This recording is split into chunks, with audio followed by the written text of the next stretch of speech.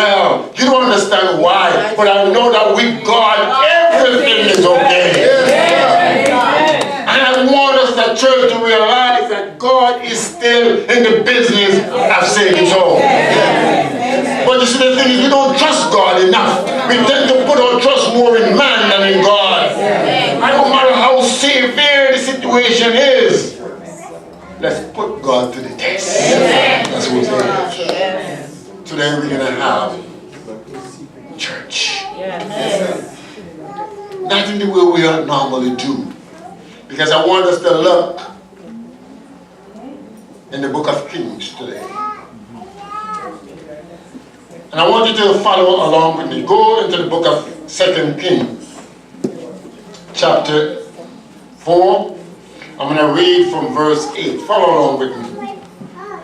He said, now it happened one day that Elisha went to Shunem, where there was a notable woman, and she persuaded him to eat some food.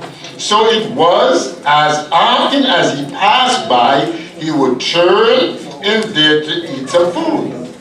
And she said to her husband, look, now I knew that this is an holy man of God who passed by us regularly. Please, let us make a small upper room on the wall, and let us put a bed for him there, and a table, and a chair, and a lampstand. So it will be, whenever he comes to us, he can turn in there. And it happened one day that he came there, and he turned into the upper room and lay down there. Then he said to Gehazi, his servant, call this Shunammite woman. When he had called her, she stood before him. And he said to him, say now to her, look, you have been concerned for us with all this care. What can I do for you? Do you want me to speak on your behalf to the king or to the commander of the army? She answered, I dwell among my own people. So he said, what then is to be done for her? And Gehazi answered, actually, she has no son, and her husband is old. So he said, call her. When he had called her, she stood in the doorway. Then he said, about this time next year, you shall embrace a son. And she said, no, my Lord, man of God, do not lie to your maid servant. But the woman conceived and bore a son when the appointed time had come, of which Elisha had told her. And the child grew. Now it happened one day that he went out to his father to the reapers. And he said to his father, my head, my head. So he said to the servant, carry him to his mother. When he had taken him and brought him to his mother, he sat him on her knee till noon, and then died. And she went up and laid him on the bed of the man of God, shut the door upon him, and went out.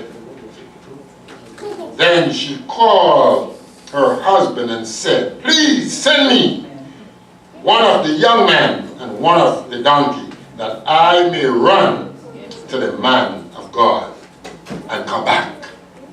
Bow your head. Loving Lord and Father, here I stand before your people. The God, oh no, I am not worthy, but in the name of Jesus now I come. I give myself to thee, asking you, O Father, that thou will send thy Holy Spirit to anoint me, to use me, that I'll be the conduit that you want me to be, to speak your word with clarity, that your people will hear and respond to your truth. Now I ask, in Jesus' name, amen. You know, we need to understand something here in this lesson. You see, Elisha was called to this ministry. Elisha came to take over from Elijah. We need to understand the whole makeup of it as it falls into place.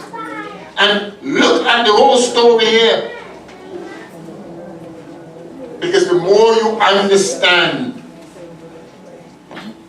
the service of Elisha and what Elisha was called to do, it's a whole different makeup from what Elijah was called to do.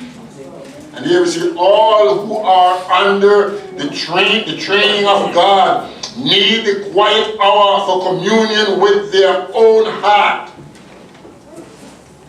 which nurture and with God, their own heart will be at rest.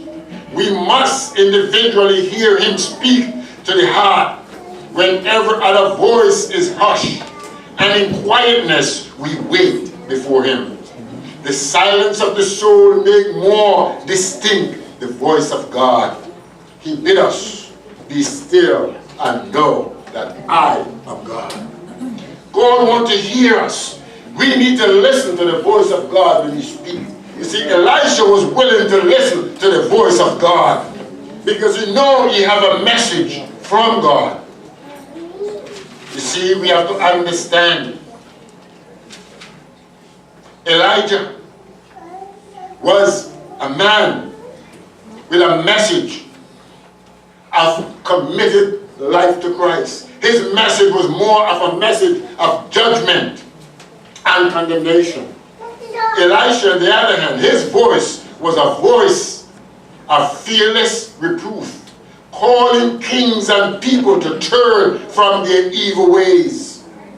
Elisha was a more peaceful mission man. His it was to build up and strengthen the work that Elijah had begun, to teach the people the way of the Lord. You see, Elisha was a man of mild manner and kindly spirit, but that he is also a stern man. We can also remember that story of Elisha just after his father Elijah, when Elijah was translated on his way back to Bethel. After, remember, he asked Elijah, and Elijah asked him, what can I do for you? He said, give me one thing, a double portion. Yes, sir. After those things he asked for, give me a double portion. And remember, Elijah said to him, it's not for me, but if you see me when I'm going up, then you receive it. And you notice along the way, Elijah tried to discourage Elijah. He said, don't go. Even the prophet, when he went to the school of the prophet, they said, do you know your master going to be taken today? And Elijah said, be quiet. Because he have a mission, and not mine. Nothing will separate me from my master today. Today, you know, brethren, we need to understand something. God have a plan for you and me, but too often we let the enemy comes in and block the path. And we turn away when we should receive our blessing. Elisha was willing to make sure nothing of this world will separate him between him and his master, because he had a plan. So on his way back from the Jordan to Bethel, remember the same mantle when Elijah was taken up for, he went to pick it up. On his way back, the Jordan was at its height. He used that mantle. This is what his master had done. He struck the water and the Jordan he walked by. Here out of it, coming out of the city, some young men mocking him, jeering him, go up, you bald-headed. Remember, trying to mock him because his master had just been translated. And he turned around, rebuked them, and we know what happened. She came out of the city and ripped them to pieces. He was a mild-mannered man, but yet he was stern. So we need to understand what really taking place. This is the same Elisha. After he crossed over, look what happened. There was famine in the land. There was a widow came out to him and said, man of God, the creditors is coming to take my son because my husband is dead. We have nothing to pay the creditors. They're going to take my son. What am I going to do? Remember what Elisha said? Elisha turned to the woman. Elisha, bring hope. And I believe as a child of God, wherever we go, we should bring hope to the world. Yes, when we look at this world in which we live, there is sin and degradation everywhere. Yes. But yet we walk around with a sad face, with rejoicing. Remember where Elisha went, he bring hope. Yes. Yes. Because that widow saw that and said, the creditors is coming to get my son. That's all I have. Elisha responds, what do you have in that house? He said, all I have is a jug of oil. Elisha said, that's enough. Go out. Borrow from your neighbors and friends, everybody in the neighborhood. Bring empty jug. I like that. When you go in, shut the door behind you. Nobody needs to know it's between you and God. Amen. Remember the lady went in, shut the door, and she began to pour. And when she asked if bring another, the son said they all filled. There's no more. And then the oil stopped. Whoa! What miracle! Yes, sir. What miracle! We need to realize this is the same God we serve today. Yes, sir. He's able. Yes. Don't put limits on God. He's limitless. Yes. The world needs evidence of sincere Christianity. The poison of sin is at work at the heart of society. Cities and towns are steeped in sin and moral corruption. The world is full of sickness, suffering, and iniquity.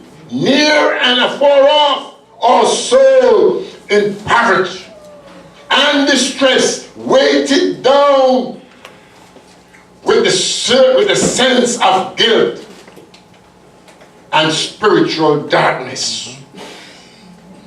For once of a saving influence of the gospel of truth, it escaped even before them, yet they perish because the emphasis of those who should be a savior of life to them is a savior of death. We as a child of God should bring hope to the world. Instead, we go around and bring a spirit of death. Brethren, you need to understand, wherever Elisha goes, understand as he walked back and forth, it's so amazing that here it is.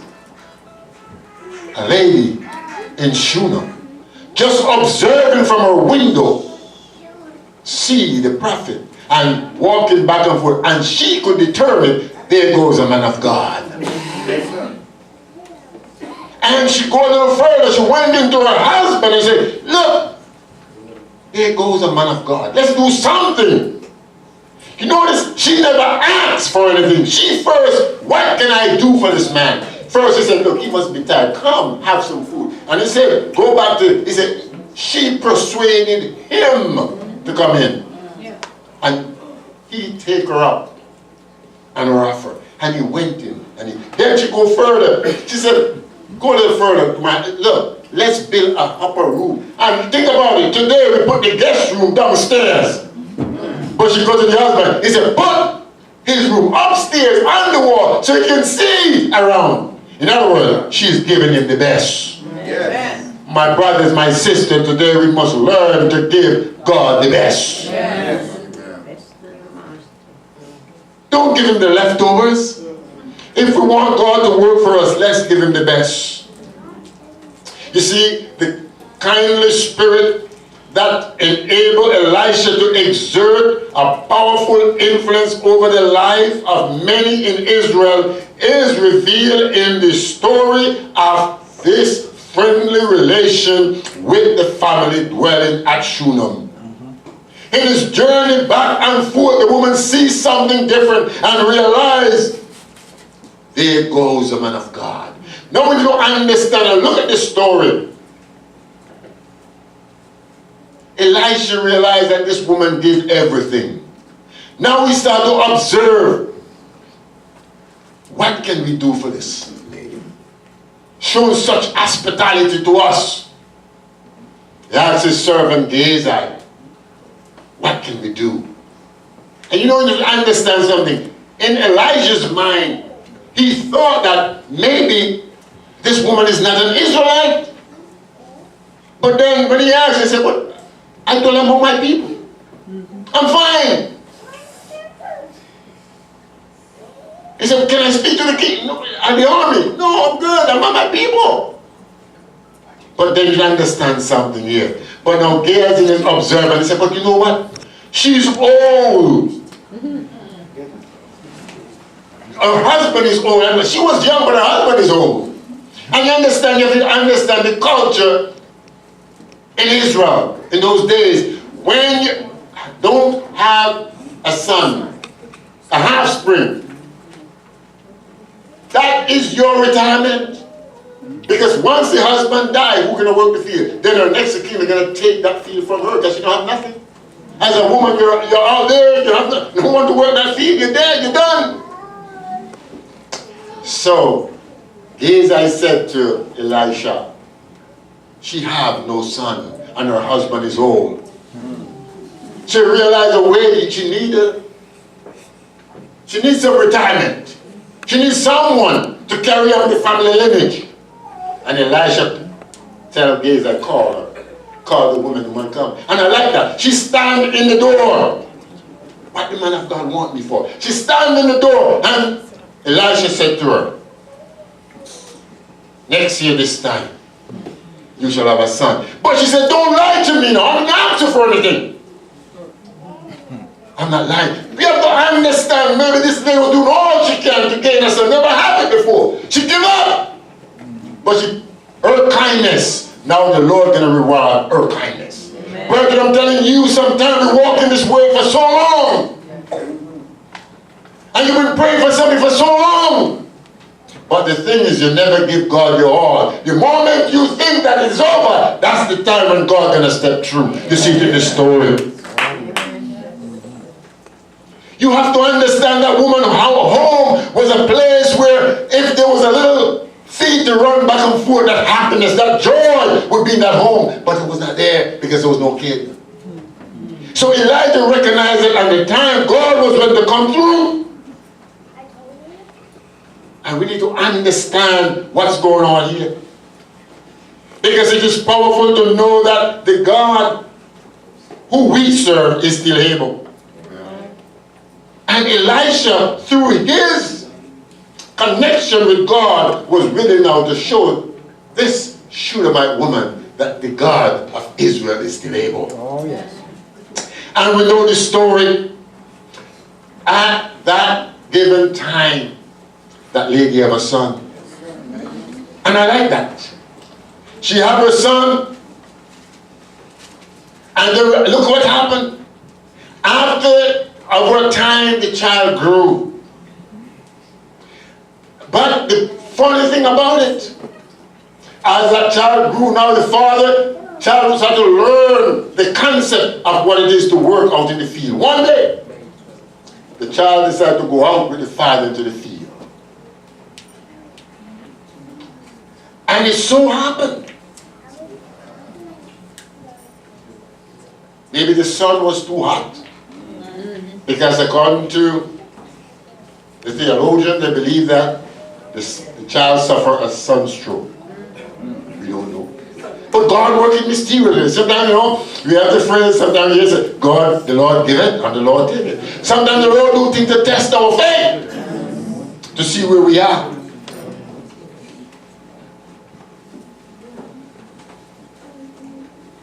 But one thing we need to understand, because as the year passed, the child was old enough to go out into the field with the father and with the reapers. And he said, my head, unto the father. But look at it now. The father is out there. The child is complaining about his head. Where did the father send him? Back to his mother. Mothers, we need to realize the role that God placed for you in your home. Oh, yeah. Don't follow this society which we live, about women live. Brethren, God never give you that. Amen. Your place is in the home to train up the child. As a special responsibility. See, yes, the father would train the child how to work in the field as that laborer. But when something wrong, the father said, that's not, I don't know to take care of this boy. Send him back to his mother. A mother's love. But yet understand the story. Jesus even said, will a mother forget his suckling child? He said, yes, they may, but I won't forget you. Isn't that something? That's a relationship. So understand this. The boy cried out for his head. The father said, call one of the lads. Take the boy home to his mother. The mother put that child upon her knees to show for that tender love and care. And he put him on his knees, and I like that. Put that so that means we're going to feel early in the morning. Because he said they bring her back. So that means they have to bring that child back by 9 o'clock. Because he said the child stayed upon her knees for about 3 hours and died by 12. Isn't that? The child died by 12. But I like this. In her pain and her anguish, she picked up that child. And she take the child. She know that there's something special about the man of God. She take that child. There's something special about that room. She take the child back up into that room. Lay the child upon the prophet's bed. You see, already a total understanding of the man of God started to put into place. Now her faith in the man of God even exists in the room. That's why she take the son. Don't put the son in her room. Or the room that the son sleeps. She take the son where? Up in the man of God room.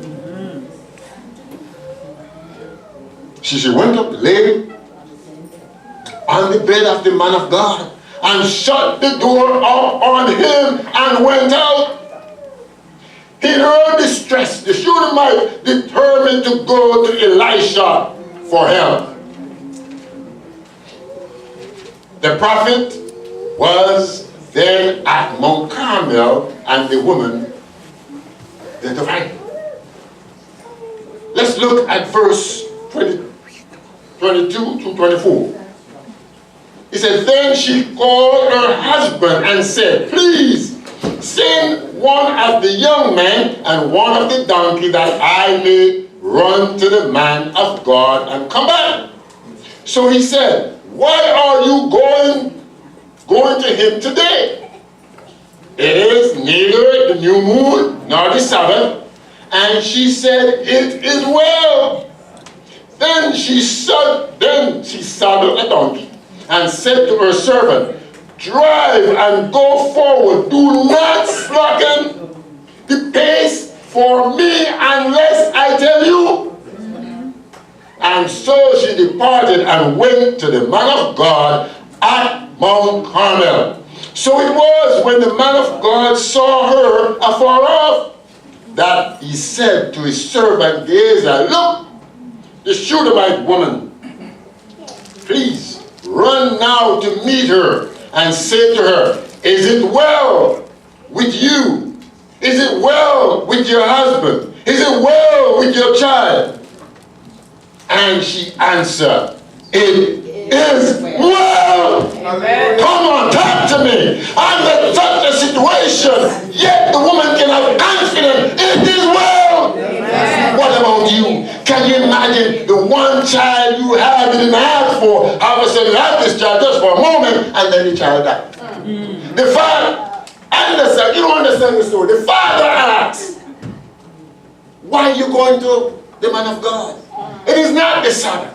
It is not the new moon. Where are you going? It is well. Amen. That demonstrates faith. Yes. What about you and me today? Yes. Where is our faith?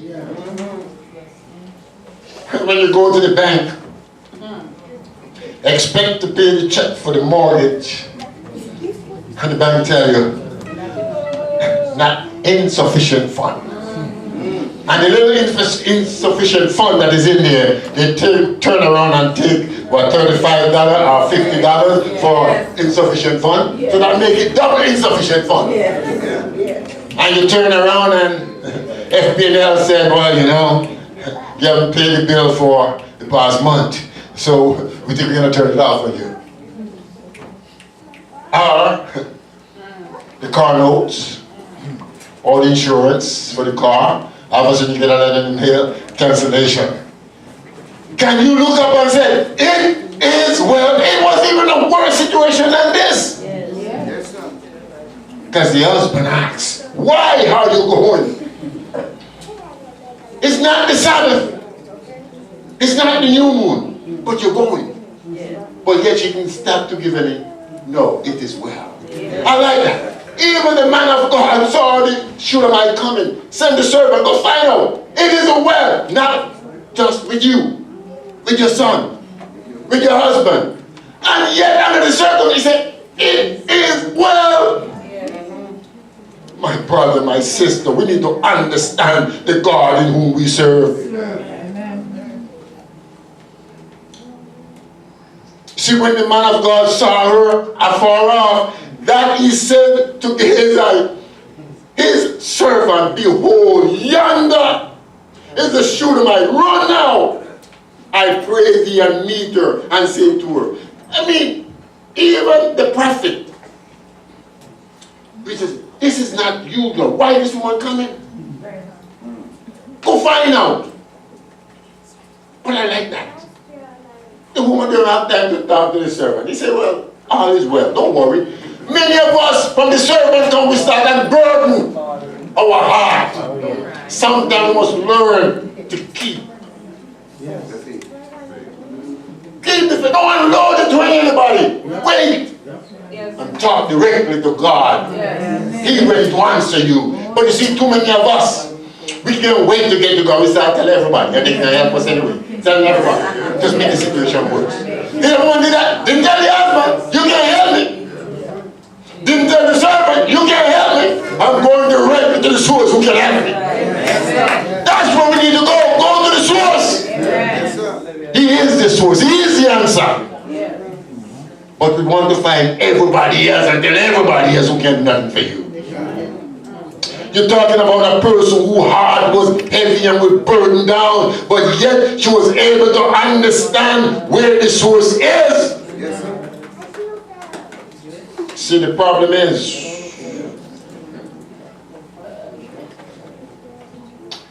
we spend too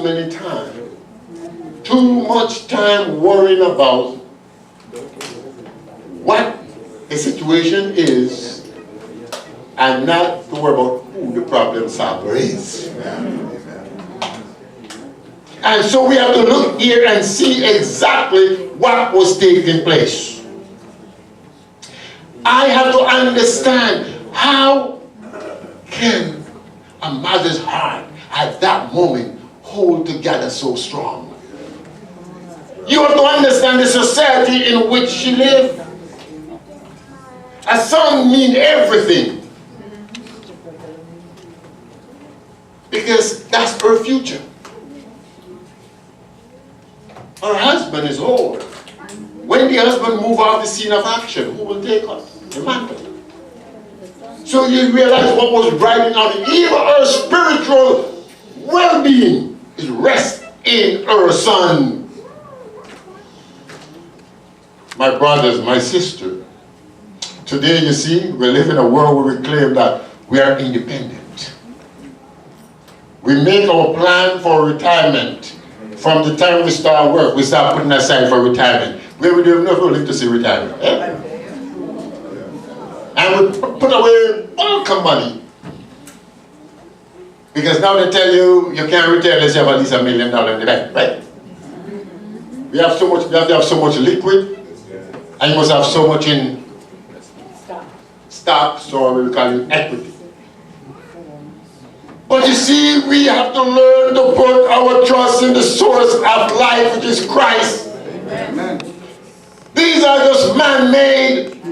And the funny thing about it, the same man that tell you put it in the age and wait, because if you know, and you tell you buy life insurance and all this kind of stuff, and as soon as you reach a certain age, they start to drop the price on you.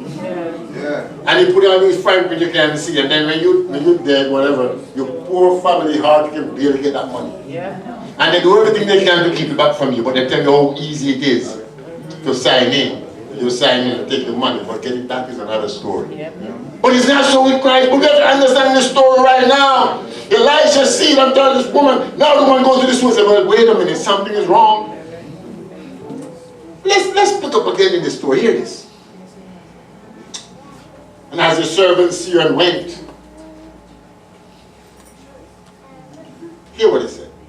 He said the servant did as he was bidden, but not till she had reached Elijah did the stricken mother reveal the cause of her sorrow. And I like that. Even the Bible said, Elijah, when she saw the woman coming and fell at his feet, Elijah said, I don't know, I can tell her heart is distressed. But the Spirit have not seemed to reveal it to me. Even the Spirit of God did not seem to reveal what was bothering this woman. Elijah knew there was something. I'm going to like this. You see, sometimes even the servant become an hindrance between you and God's people. Because when the one come with her heart so heavy and understand, she fell at the feet of Elisha. Gehazi went to pull her away. Elisha said, leave her alone. Her heart is too heavy. I know there is something. Her sorrow is too great. Yes. Sometimes our sorrow is so great that we as leaders cannot understand. Only God understands. So that mother know. And from there she could get to understand that Elijah said, now she unburdened herself to God, to the man of God. Now she tell what Elijah said to Gehazi, take my staff. Take my staff. Run. Lay it upon the child. And if you see anybody, don't call to them.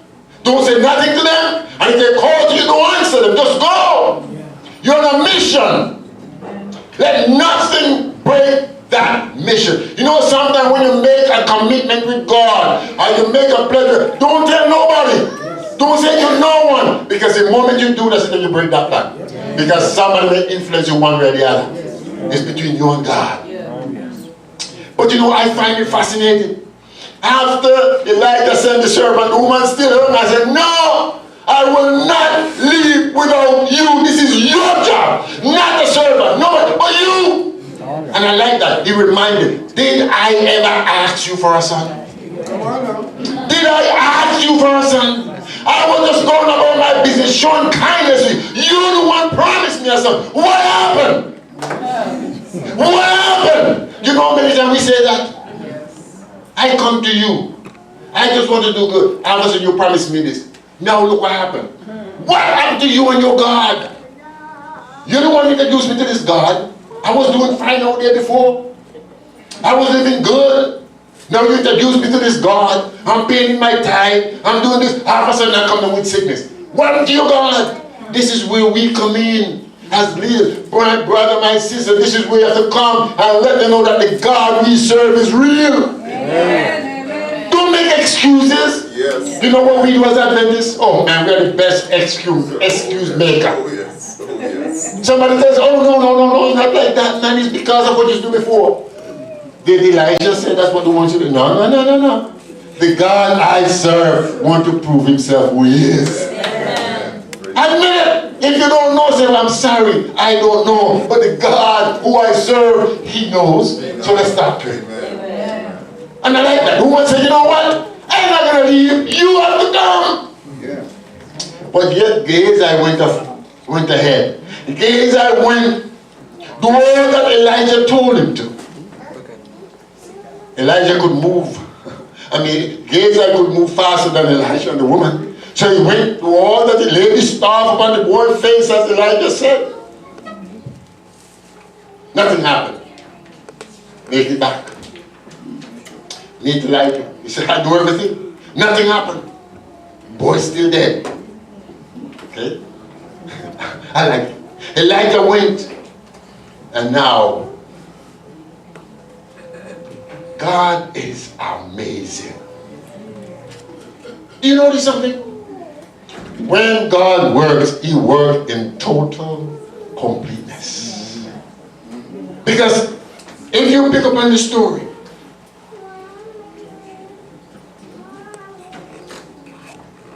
there from verse 31 of chapter 4, He said, now Gehazi went on ahead of them and laid his staff on the face of the child, but there was neither voice nor hearing.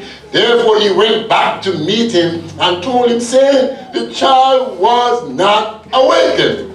Then Elijah came in the house. There was the child laying dead on his bed. He went in, therefore shut the door behind the two of them and prayed to the Lord. And he went up and laid on the child and put his mouth on the mouth of the child, his eyes and his eyes, his hands and his hands, and he stretched himself out on the child as the flesh of the child became warm. You know, it was in today's society. The Child Protective Services is coming. That man gonna be a pervert. He's going to jail. Where is the God of Kenyan? Many of us from the island running away. Me go up on that dopey. Fear. You see, with God, perfect love casts out all fear. As a child of God, there's no such thing. You're there to demonstrate the love of God. See, if you understand, that's the first mouth-to-mouth resuscitation. Elijah stretched out upon that child because he's bringing back life into that child. But it's amazing. You have to understand how the power of God works. Because you see, from there,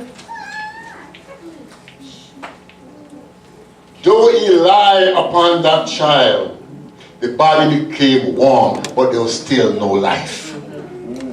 He come off and he walked back and forth as he prayed. God, what's going on? I am your servant. Talk to me. But you know, God wants to see our persistence.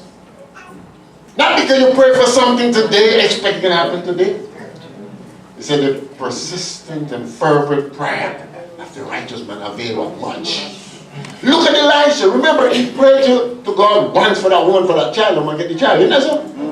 But now, the child died. You pray once and the child come back to life.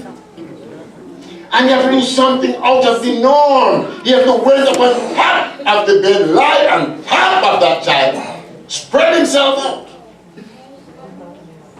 And then, after he walked back and forth, he prayed again. And he repeated the same thing. And then the child sneezed. How many times? 7. My story, not yours. Let me tell you. The child sneezed 7 times. 7 times. That's God's perfectness. God created the heaven and the earth in how many days? 6 days. And on the 7th day, he rests. Completeness. Look what happened here in that child. The child sneezed not once, but 7 times. Tell us, no, God is in control. Yeah, the enemy show up. But when God shows up, the enemy has to move. Look at the victory there. Can you imagine the rejoicing in that home? See, now is the time of deliverance. When the power of God moves, God's people must react. But I like this. In all of it, that woman was understand that, you know what? No matter how bad the situation is, my God can come through. That's why she went to the man of God. Realize that I don't want your servant. Your servant can't do it, but I know you can. When the husband asked her, is it well? She never responded, it is well. That's what she said to the husband. When the servant came, the servant asked, is it well with you? Is it well with your son? Is it well with your husband? She said, it is well. When all the time she knows, can you imagine that kind of confidence? You're going through the moment of the greatest despair. The one child you have is gone. And yet, you can say, it is well. When everything you have is gone, yet you can say, it is well. That's the story we have to understand. But after that child sneezed 7 times, Elisha called for Gehazi. He said, Gehazi, call the Shunammite. Look at the reaction. The woman comes into the room.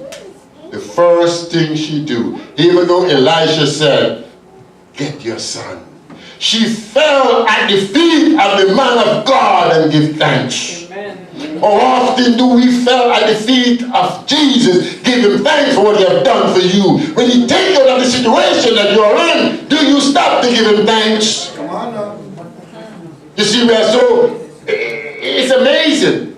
When we are in our quandary of life, we cry out to God for help and he comes through, but we don't stop to give him thanks. The first thing that woman did is to acknowledge the man of God. What had been taking place? She fell at his knees and gave him thanks. Then she take her son and leave the room. You know what I like? When I look at this story, too often in today's society which we live, we look at the TV preachers and they call themselves the healers, and when they heal, they have a whole entourage with them, a whole fanfare. And even sometimes in your own church, we love to set this big fanfare. This is a time for healing tonight. We're going to have a healing session because we like to imitate what the world do. You know that? But as I study God's word, every time I find these kind of healing sessions, it's only between the person and the man of God. And they always seem to lock off the door. Nobody else entered but them. Elijah went in. What is it? He didn't take the servant Gehazi in there with him, did he? He said he shut the door upon them both. Just him and the dead boy. Nobody know what he did. He just his spirit and put it there from the right. Because nobody else see it. He shut the door. It's just him and God and the boy. It's a lesson for you and me. Let's spend time with God alone. Whatever the situation is, take that person in your closet, wherever it is, and let just you and that person and God face the issue. You see, we need to understand that God is willing to work, but we like too much fanfare. Elisha realized his call and what his responsibility was. This was the time that the Lord was putting him to the test. You asked for a double portion of the Spirit that was on Elijah to fall on you. Now the Lord is saying, I'm going to put you to the test. See if you will. You pray for the Shunammite woman for a son. She received the son, but the enemy take the son. What you going to do now? You know, sometimes you pray for something, you get it. But we must never forget we have an enemy of soul. So the thing that God bless you with, the enemy take it. What are you going to do now? Are you going to moan? Are you going to cry? Are you going to get back on your knee and talk to the man of God? See, God is just putting you to the test. He put the Shunammite woman to the test. She said, well, I have an answer. I know where the answer is, and I'm going to find it. She went back to the man of God, and I like that. The first thing she did, she reminded the man of God the whole situation. I did not ask you for a son. You the one promised it. You need to come through now. Brethren, my brother, my sister, you know, when we find new believers come into the church, they are coming from a whole different walks of life. This is where our responsibility comes in as brothers and sisters of Christ. This is where we need to take them in and cradle, because they're coming into a whole different makeup of life. Amen. Instead, we want to criticize and find fault. Brethren, it's something we need to get away from. Yes, yes. That's the enemy. Yes. We need to learn how to embrace them and to encourage them to stand forth, because that's when we need to take them to the altar. Amen. And let them know the God who will serve will deliver them. Amen. Because the God who will heal the sick is the God who raised the dead. It's in there. It's in there. But the thing that I love, and I stand firm. Can you imagine under all that pressure, under all what happened, that the woman can stand and say, it is well? Can you say that today? When all what's happening in your life, when sickness, discouragement, you can't make it, you don't have a job. But yet, when someone calls and asks, is it well? Can you say it's well? You see, that takes faith. That takes courage. And I hope by God's grace that you and I can come to the point in our life when we can say, it is well. Because, you know, life always seems to throw us a curveball. But in spite of it all, the God who we serve is still able. That's why we can say, under his wing I am safely abiding. Though the night deepen and tempests are wild, still I can trust him. I know he will keep me. He has redeemed me, and I am his child. Under his wing. Oh, what precious enjoyment. Under his wing my soul shall abide, safely abide forever. See, when we understand the love of God, we can be like the Shunammite woman. Even when trouble comes, we can say, it is well. Amen. But the problem, we don't understand who God is. You see, the problem is, many of us know about God, but we don't know the God of the Bible. See, this Shunammite woman, she know the God of Elisha. That's why she could say, there goes the man of God. Can somebody say that about you? It's time that we start to live as if we know who the God of the Bible. The Savior is by the side of the tempted and tried. He is always willing to help and to aid the one. With him there can be no such thing as failure, loss, impossibilities, or defeat. We can do all things through Christ who strengthens us. It is not our effort that brings victory. It is seeing God behind the promise. See, the Shunammite woman see the God behind Elisha who makes the promise. That's why under the most severe of circumstances, when the black cloud rose before her, she could still say to her husband out in the field, send me a servant with a donkey. And when the husband asked the question, is it well? Why are you going? She could say, it is well. It is still because you see behind the black cloud, the God of heaven and earth. That's why she could respond to the servant that Elisha sent to her. Is it well? She could respond, it is well. I'm here to tell you today, in this world in which we live, every time you look around you, nature is crying out. Amen. Earthquakes, tornado, hurricane, flooding, fire. Even in our political system, everything is telling you things is abnormal. Yeah. But can you say with assurance, it is well? Yes. Because the God of heaven and earth still rules. Yes, amen. That's why we have to say, like F.E. Belton, look unto Jesus, sinless is he.